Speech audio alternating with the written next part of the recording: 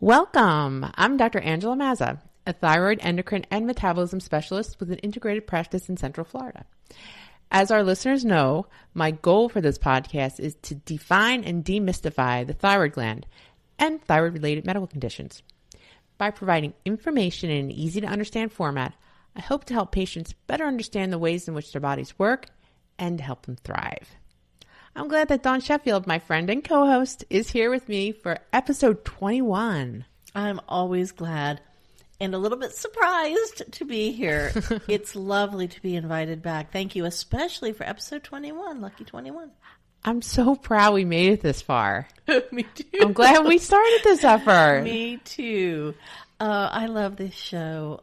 As our listeners know, creating it was not a calculated move, not at all, but it just came about so organically, and all because we were having a laughter-filled chat.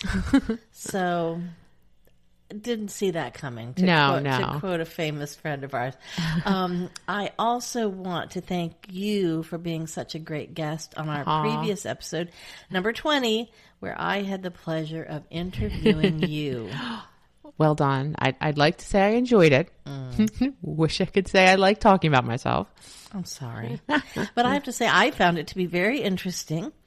And that listener with the 3-part question, they must have found it interesting too. I guess so. See, there's 2 people right there who found it very interesting.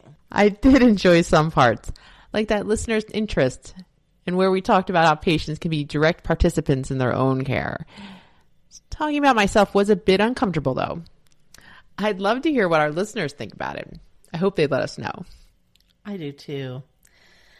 So when we announced the subject of this episode on our last show, I said something like, is the problem your thyroid or something else? I accidentally said the words, something else, like there was something mysterious, scary behind the door. And I realized later that I was expressing an underlying subconscious feeling on my part that for so many of us, our weight really might be mysterious. Friends and I have certainly struggled and continue to struggle. And we're not ignorant about our weight, whether we want to gain or lose or stay the same. It's just that I think some of us feel our bodies don't work the way they once did, or the way that some healthcare providers, our families, our society, the way they think they should, or we feel they simply do not work the way that other people's bodies seem to work. And I'm often curious about what your thoughts are on that. Well, that's a great kind of observation. My thoughts are that everyone's different. So many things have the potential to affect our weight, and likely it's a combination of factors. And when we're talking about weight, pounds or lbs, they don't tell the whole story. I always reinforce to my patients, 1, do not weigh yourself every day. And 2, try not to be motivated by external numbers. The important thing with body weight is that the goal is health. Pounds and body mass index or BMI are a fraction of the big picture. Percent body fat, waist circumference, and overall inflammation are more important. Furthermore, our goal with weight should be that we strive to be as healthy as we can be today and for years down the line, avoiding obesity-related issues like type 2 diabetes, cardiovascular disease, and certain cancers. Well, I know this episode is really packed already, and I know we cannot add any more today. But you mentioned their BMI, so I'd like to do a follow-up episode on this entire subject, but there's just so much to it. Again, that's why we can't do any more today, but I especially want to address BMI and what current scientific thought is about its value. Yeah, I agree. We'll definitely follow up on this. Good. Well, the thing is, the number of weight-related topics we considered for this episode and that we wanted to include was mind-boggling. It was a crazy list. It was a crazy list. It filled up both sides, single space of at least one paper. Anyway, so yeah, I'm glad that's good. We'll do that. And as you know, we've renamed this episode, Trouble with Your Weight. Is it your thyroid or something else? Because many folks want to lose weight, but many other people struggle to gain or to keep an appropriate amount of weight on their bodies. That too might be thyroid-related or something else. We're going to discuss that in a bit too. Well, trying to detangle complex facts from fiction. I'm thinking that maybe a good place to start would be a description of what metabolism actually is and how it works. That could be an entire episode too. There's a lot to it. I'll try and explain it briefly in a way that'll help us better understand it as it relates to today's subject. We tend to think of metabolism as how our body takes in food and drink and converts it to energy. Yes, that's true.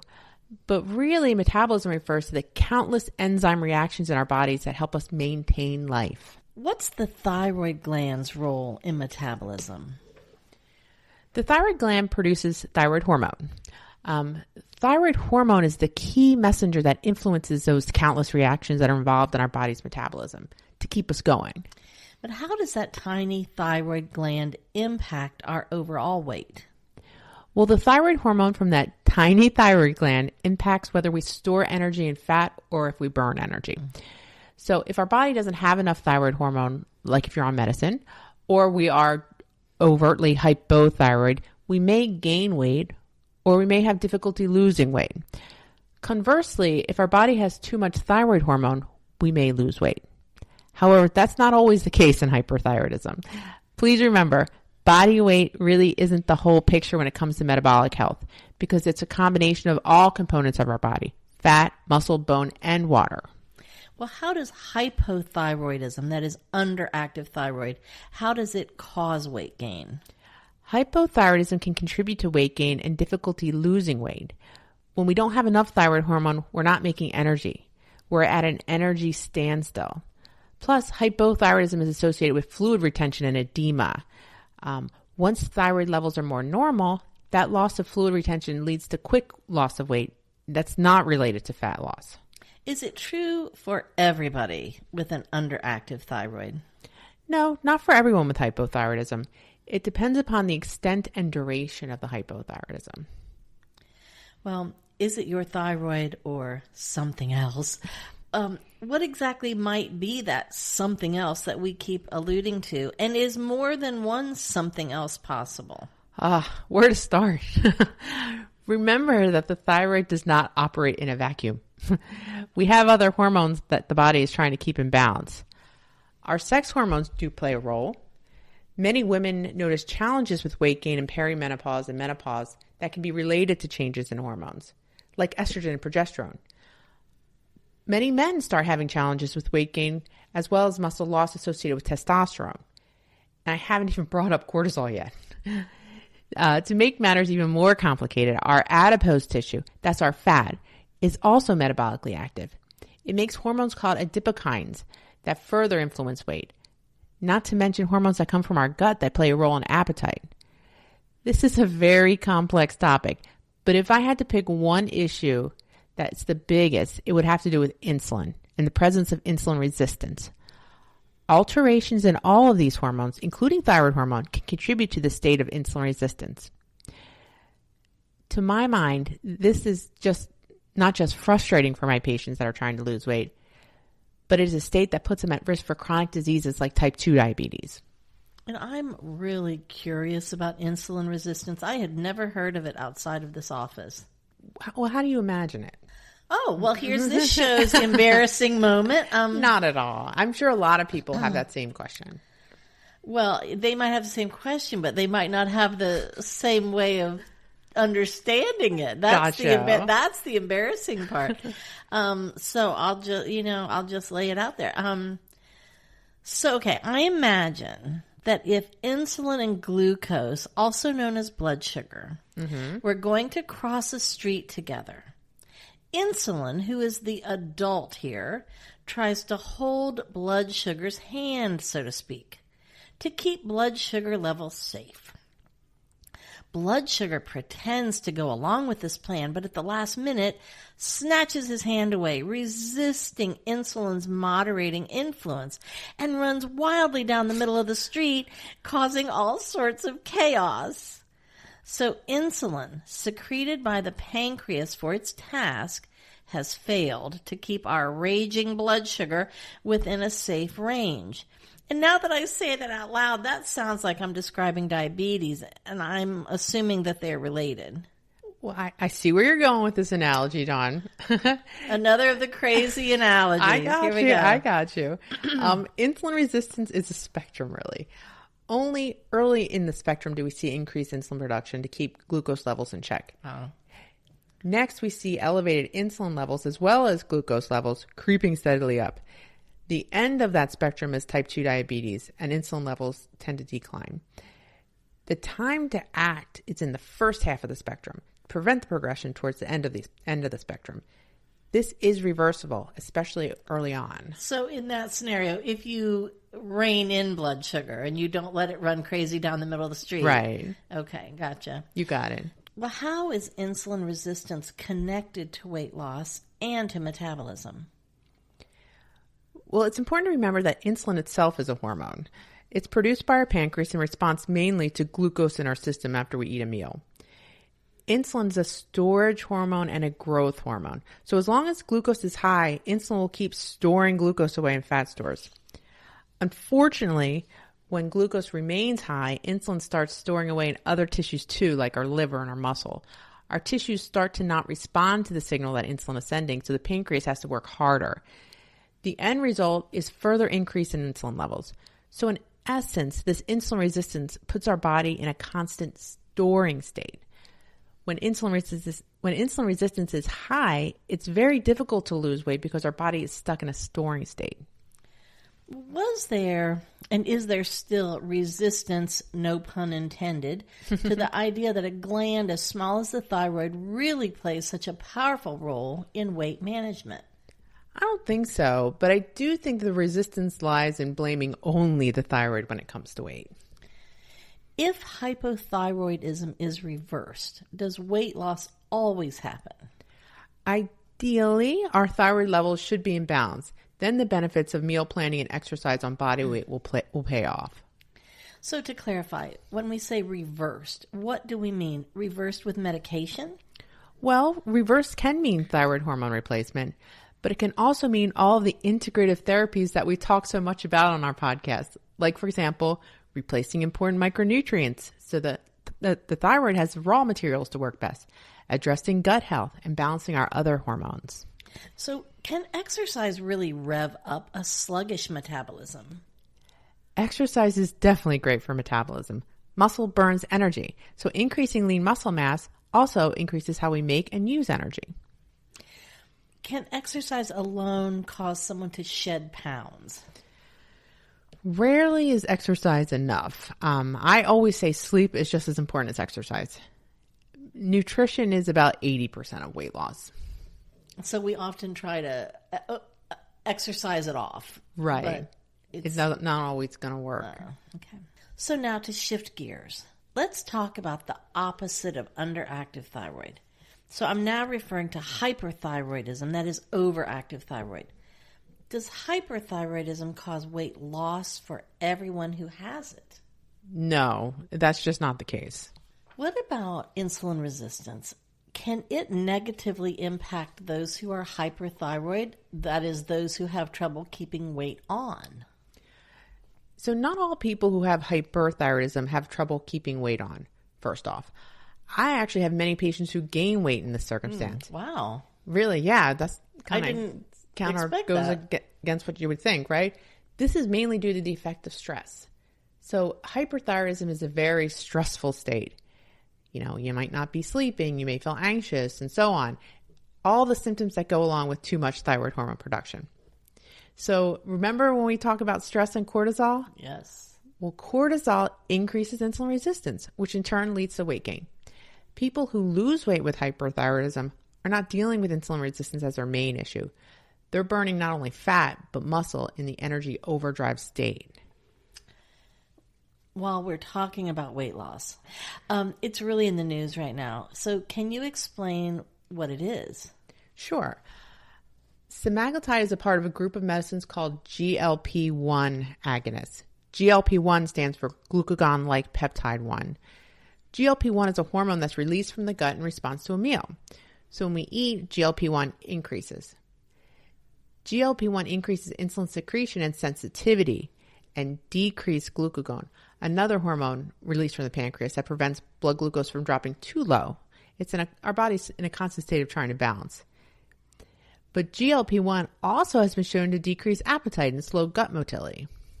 And by motility, do you mean it slows down the actions of the gut, the processes of the gut? Just the overall movement of the gut. Okay. So GLP-1 agonists are medications that were designed originally to help with type 2 diabetes and blood glucose control. There's been a number of them over the years. The first one was Byetta, if anyone remembers Byetta, or exenatide around 2005. Believe it or not, this medicine was actually developed from the venom of a Gila monster. How did they even? I have no. Don't ask me. Amazing. What we found over the years with this class of meds was that it not only helped with blood sugar, it also helped with weight loss. So weight loss is a side effect of decreasing insulin resistance. So Ozempic or semaglutide came on the market in 2017 from Novo Nordisk. It's a good medicine, but quite similar to others in its class.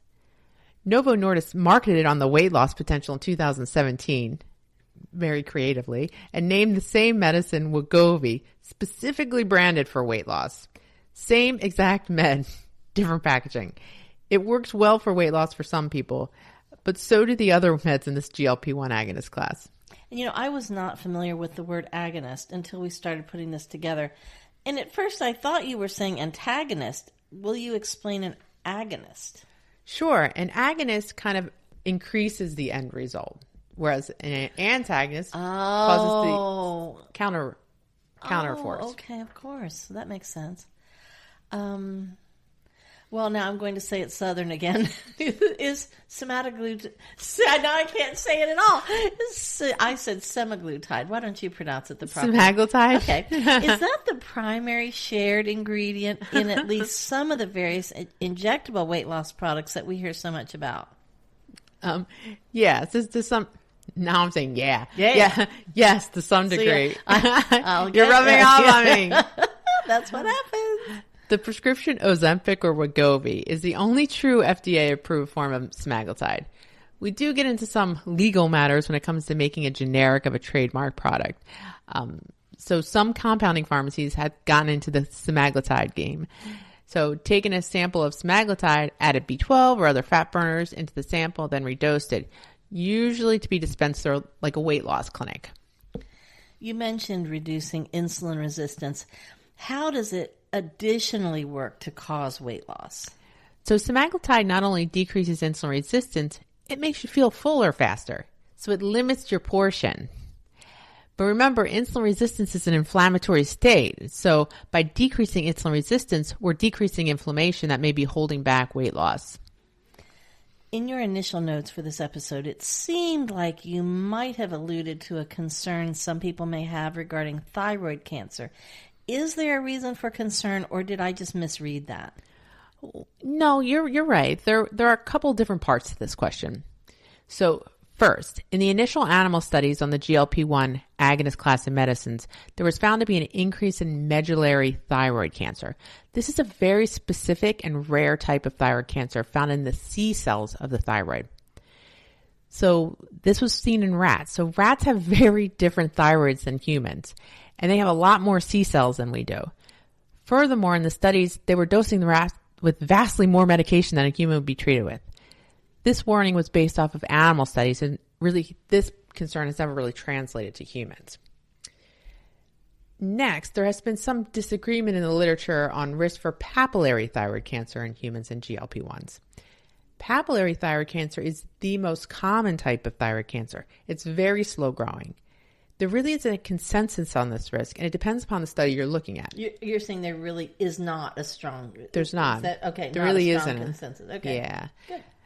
So here's my take, for what it's worth. One, we're probably looking more closely for thyroid cancers in persons on this class of med, which is good. Right. That's always a good thing. Two, insulin resistance, type 2 diabetes, and inflammation itself. These are all strongly related to the development of thyroid cancer. So losing weight would be beneficial, yes. But if the stage has already been set by years of inflammation, the thyroid cancer could have already been there and just not detected. with anything, there's a risk versus benefit. So when it comes to this issue, I think that the benefits far outweigh the risks. One reason that so many folks enjoy this podcast is that they want to learn more about the thyroid, sort of like we were just talking about. Right. And I learned so much from your book that I believe it will help others too. In fact, your book made it possible for me to get through many of the episodes. It was very, very educational, very helpful, and very interesting. Are there any updates on the book's release date? Well, thank you for asking. You're welcome. I knew you would not bring it up. We're finishing up the webinar to introduce the online masterclass. So, fingers crossed, the book will be released in September 2023. That way, the book and the online material will be coordinated. The masterclass will go a little more in depth from what the book covers. There'll be modules that cover topics like diagnosis of thyroid issues, personalized treatment, gut healing, and much more. I know you love gut healing. I do. I do. Plus some bonuses that are also going to be available. It'll be very informative, but fun. Yeah, see, gut healing. And you captured just my interest right there and everybody else's with gut healing. Well, I hope so. Gut health is really important. So listeners, thank you for sharing your time with us. We'll continue this discussion on weight in our next episode. But I hope this discussion was helpful for you. Let us know. I wanted to do this podcast to provide life-saving education and to encourage folks to see a doctor in time to prevent or minimize damage. That's deeply fulfilling. I enjoy helping folks understand how all aspects of their lives are tied to both thyroid and overall health. As always, my goal is to help us live more fulfilling lives by taking control of our health and thus feel our best. In fact, this is why I went into endocrinology. It's a medical art that combines science with the study of our lives and all that they encompass. And as always, we hope our listeners will continue listening to Thyroid Talk with Dr. Angela Mazza. We have many more interesting episodes and guests planned. We'll build on today's foundation and cover many topics we hope you'll find meaningful. Now, to recap just some of what we covered in today's episode, not necessarily in this order. What is metabolism and how does it work? How the thyroid controls metabolism. How the thyroid impacts your weight. Insulin resistance. Does hypothyroidism cause weight gain? Does hypothyroidism cause weight loss for everyone who has it? And how semaglutide works? Thank you. That was great. That was beautifully done. And best of all, I could not listen to myself say it one more time. And best of all, we learned that we can impact our thyroid health. As Dr. Mazza mentioned in our next episode, number 22, Woohoo. We'll continue this discussion on weight. And please watch for pre-order availability for Dr. Mazza's book, Thyroid Talk, an integrative guide to optimal thyroid health. Plus, as mentioned, there will be an online master course related to the book to help guide you to optimal thyroid health. So the online course will help you walk the talk to energize your life. For more information on the book release, when that info is available, forward your name and email to thyroidtalk.mazza@gmail.com or our website at metaboliccenterforwellness.com. For information on at least some of the supplements we may discuss on the show, please visit the wellness store at metaboliccenterforwellness.com.